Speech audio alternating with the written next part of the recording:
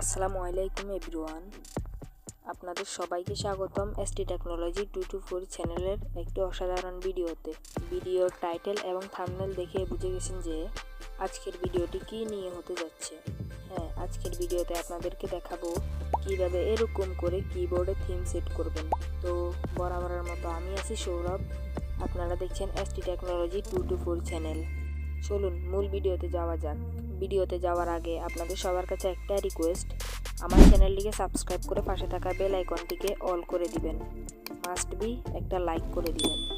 একটা কথা আগে থেকে বলে রাখি, ভিডিওটি স্কিপ না করে শেষ পর্যন্ত দেখার অনুরোধ রইল। ফিরে আসছি ছোট্ট একটি ইন্ট্রোর পর, ততক্ষণ পাশেই থাকুন।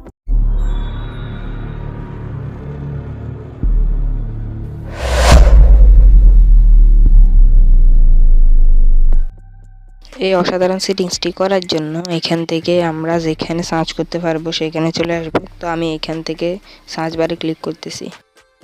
এরপর আমাদের কিবোর্ডটি ওপেন হয়ে গেছে। তারপর এখান থেকে আমরা সেটিংস অপশনটিতে ক্লিক করব। এখানে ক্লিক করার পর এখান থেকে আমরা এই থিম অপশনটিতে ক্লিক করব। এখানে ক্লিক করার পরে এরকম একটি ইন্টারফেস শো হবে।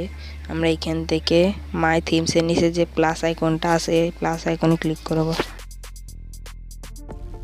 এরপর এখান থেকে আমরা অ্যালবামস এই অপশনটিতে ক্লিক করব। এরপর এখান থেকে আমরা আমাদের ফাইলটি সিলেক্ট করে নিব। তো আমি আমার ফাইলটি সিলেক্ট করে নিচ্ছি। এরপর এখান থেকে আমি যে পিকচারটি দিতে চাই সেটিকে সিলেক্ট করে নিচ্ছি। এরপর এখান থেকে আপনারা আপনাদের পজিশন মতো বসিয়ে নেবেন। তারপর এখান থেকে আপনারা নেক্সট অপশনটিতে ক্লিক করবেন। এরপর এখান থেকে আপনারা ব্রাইটনেস আপনাদের পজিশন মতো দিয়ে দেবেন। তো আমি এখান থেকে 93 দিয়ে ডান অপশনটিতে ক্লিক করতেছি। তারপরে এখান থেকে আপনারা এটাকে অফ করে দিবেন, তাহলে সুন্দর দেখা যাবে।